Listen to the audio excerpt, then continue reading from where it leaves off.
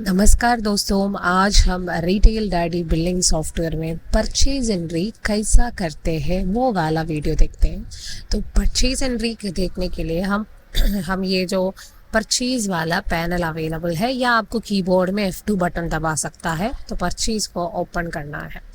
तो ऑलरेडी ये जो एक लेटेस्ट अपडेटेड वर्जन है रिटेल डैडी बिलिंग सॉफ्टवेयर का, तो इसमें आपको ना आपकी सप्लायर आपको कोई पीडीएफ दिया है, आपके पास आपकी परचेज एंट्री का पीडीएफ फॉर्मेट अवेलेबल है, तो वो विदाउट प्रोडक्ट एंट्री वो पीडीएफ आपको डायरेक्टली इसमें अपडेट कर सकता है।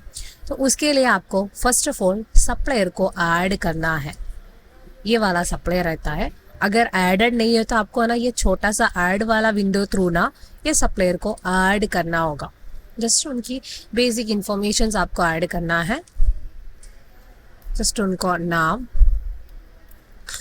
एड्रेस डालिएगा।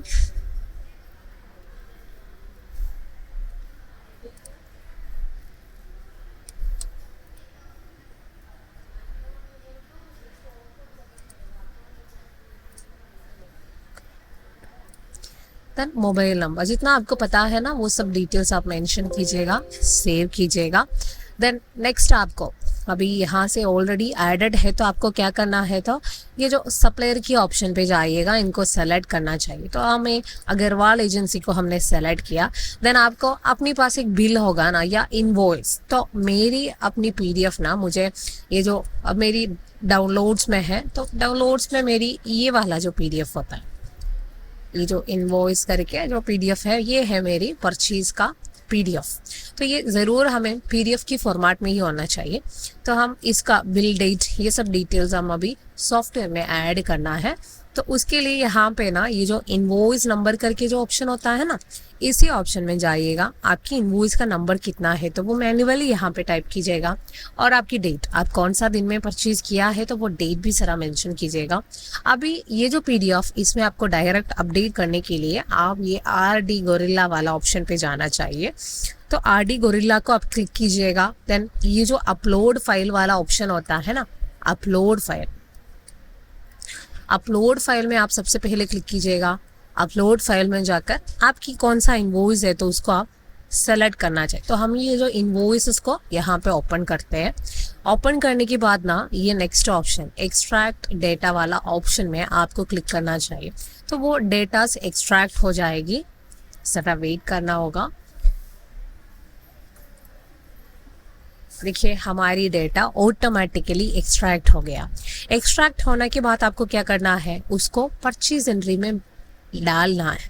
तो ये ब्रिंग टू परचेज एंट्री वाला ऑप्शन में क्लिक करना है, तभी ये हमारी परचेज एंट्री में देखिए एकदम ऑटोमेटिकली ऐड हो गया। इतना सिंपल वे में आपको रिटेल डैडी बिलिंग सॉफ्टवेयर में परचेज एंट्री कर सकता है। सिर्फ आपके पास परचेज का पीडीएफ होना चाहिए, प्रोडक्ट एंट्री का भी ज़रूरत नहीं, वो तो ऑटोमेटिक हमारी सॉफ्टवेयर आपको ऐड करवाओगी। तो देन इसका फाइनली आपकी पेमेंट्स मेथड्स वो सब आपको मैन्युअली ही मेंशन करना है। तो आपको यहाँ पे पेमेंट मेथड्स, परचेज टाइप, आपकी क्रेडिट है या कैश है, वो सब डिटेल्स आपको मेंशन करना है। अगर कैश है तो आप टोटली कितना पे किया है वो ये जो पेमेंट मोड में आपको मेंशन करना है। तो अगर आप ये 31,840 रुपीज़ फुली पे अप किया है तो वो पूरा यहाँ पे अमाउंट डालिएगा। अमाउंट डालने के बाद आपको क्या करना है, जस्ट सेव कर दीजिएगा। सेव करने से ये जो परचेज एंट्री हमारी सॉफ्टवेयर में इजी सेव हो जाएगी। ये हमारी फर्स्ट मेथड है। तो अगर आपके पास ये पीडीएफ वगैरह नहीं है तो आपको मैन्युअली ही प्रोडक्ट एंट्री करना है, या सॉरी परचेज एंट्री करना है। तो आपको क्या करना है, यही सप्लायर में जाना है, आपकी कौन सा सप्लायर है तो उनका डिटेल्स ऐड करना है।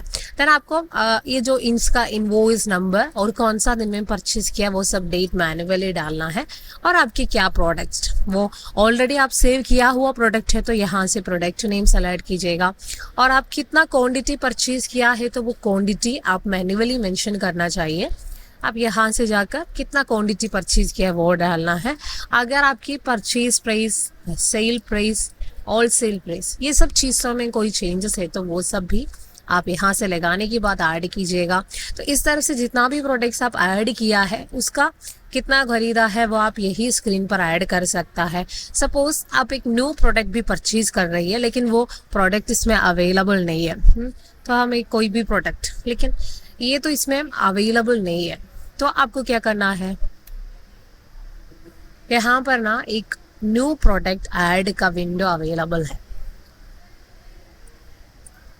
देखिए यहाँ पे न्यू प्रोडक्ट का विंडो F2 या कीबोर्ड में आप F2 यूज कीजिएगा।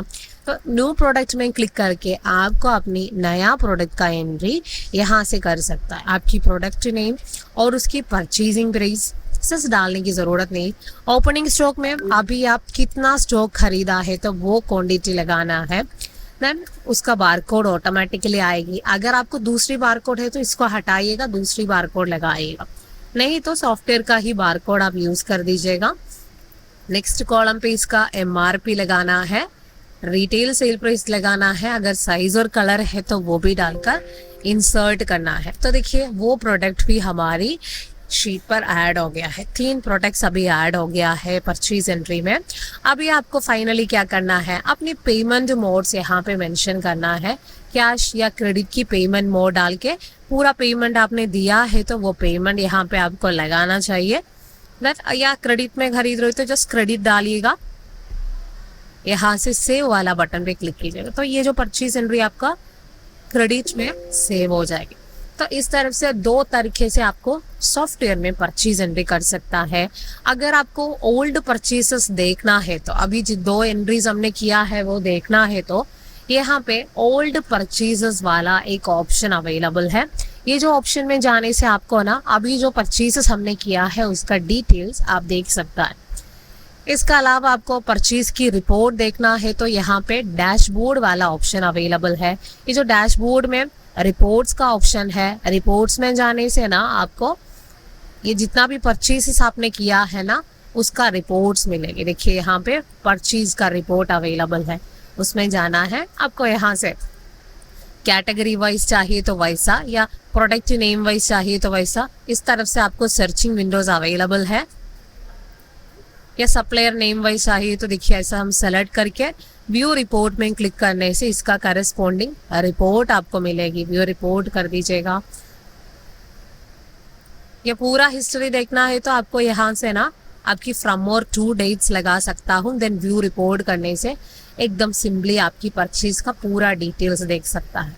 तो इतनी सिंपल मेथड्स में आपको रिटेल डैडी बिलिंग सॉफ्टवेयर में आपकी परचेज एंट्री ईजी सेव कर सकता है। तो ये वीडियो देखने से आपको तो ज़रूर परचेज एंट्री आसान हो जाएगी। Thank you for watching the video. Thank you guys.